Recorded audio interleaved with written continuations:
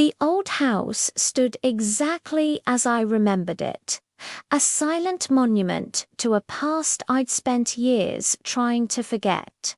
The paint was peeling, the garden was overgrown, but the imposing oak door looked just as stubborn as the man who lived behind it. My father, it had been 10 years. 10 years of silence, of missed birthdays, of Christmases spent with a gaping hole where a family should have been. My hands were clammy as I gripped the steering wheel. Why was I here? What could I possibly say after all this time? The drive up had been a long one, not just in miles, but in memories. Every song on the radio seemed to dredge up another ghost. A fishing trip where he taught me how to cast a line, his rough hand guiding mine. A heated argument over my choice of career, his voice booming with disappointment.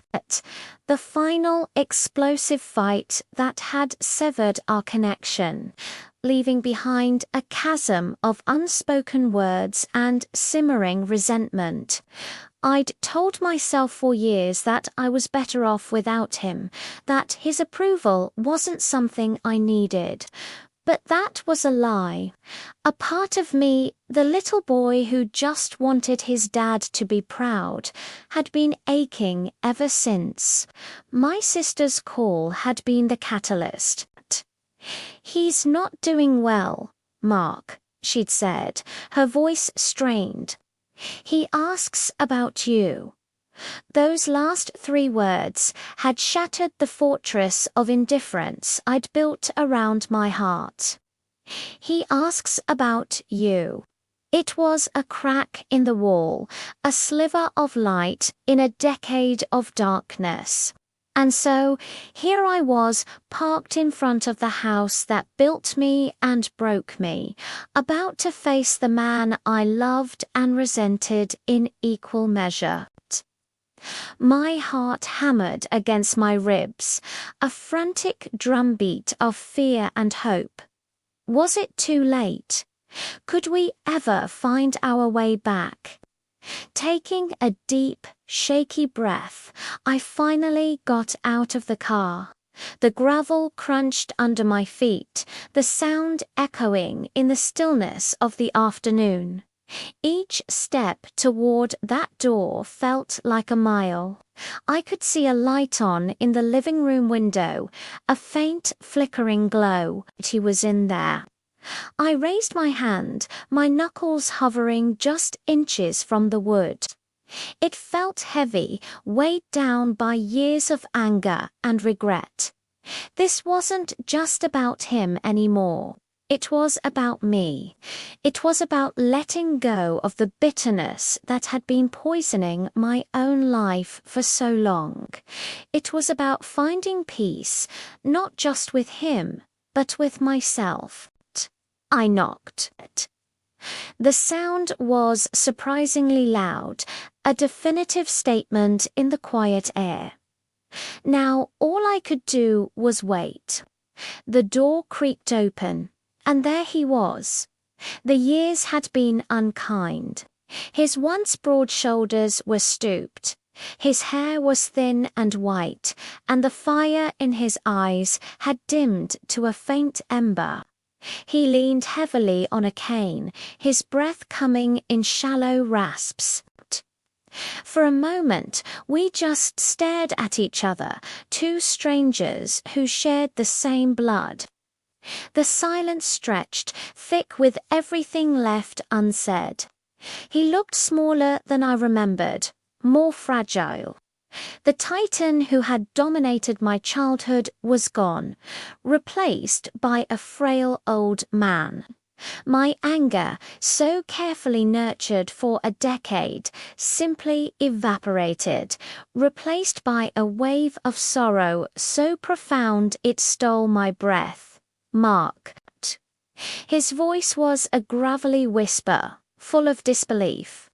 He took a hesitant step back, as if I were a ghost he'd conjured from memory. "It's me, Dad," I managed to say, my own voice thick with emotion. He just shook his head slowly, his eyes welling up. He didn't say, "What are you doing here?" or "It's about time." He just looked at me, and in his gaze I saw a lifetime of regret. I stepped inside, closing the door behind me, shutting out the rest of the world. The house smelled the same of old books, wood smoke, and something uniquely him. It was the smell of home. We sat in the living room in the same armchairs we'd always occupied, the space between us feeling like a vast, empty ocean. The silence was back, but this time it felt different. It wasn't angry, it was heavy with unspoken apologies. I didn't know where to begin. How do you condense 10 years of pain into a single conversation? Finally, I just said it. "I'm sorry, Dad."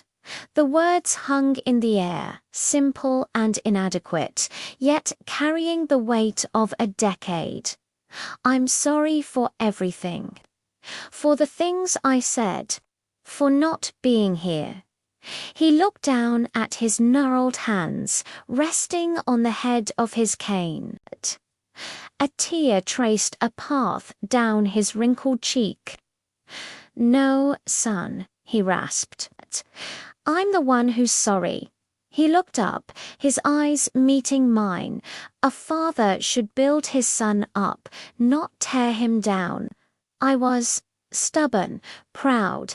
I thought I knew what was best for you, and I couldn't see that you had to find your own way.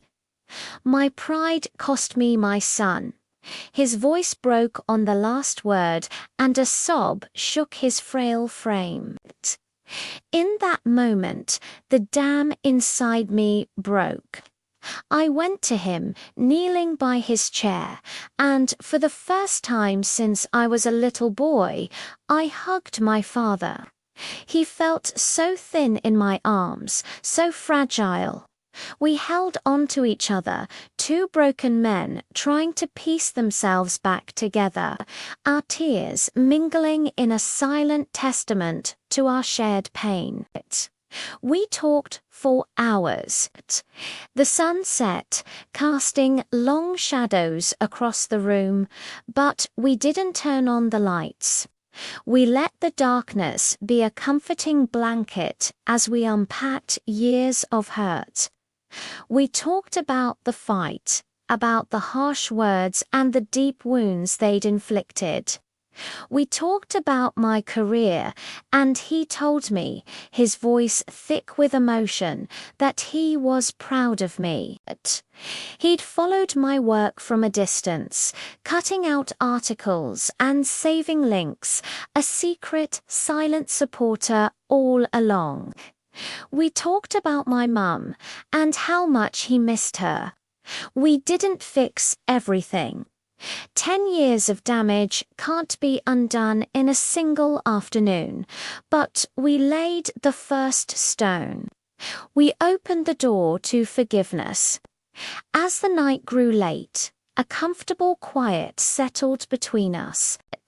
He was tired, his energy spent. I helped him to his room, the way he used to tuck me in at night.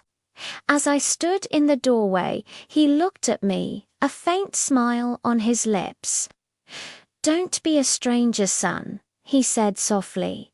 "I won't, Dad, I promised. I'll be back next weekend." Leaving the house this time felt completely different. The weight on my shoulders was gone, replaced by a lightness I hadn't felt in years. The drive home wasn't filled with ghosts, but with a quiet sense of hope. It wasn't a perfect ending, but it was a beginning, a second chance. The last apology had been made, not just by him or by me, but by both of us. And in that shared forgiveness, we finally found our way back home. It's never too late to say you're sorry. It's never too late to heal. Thanks for watching.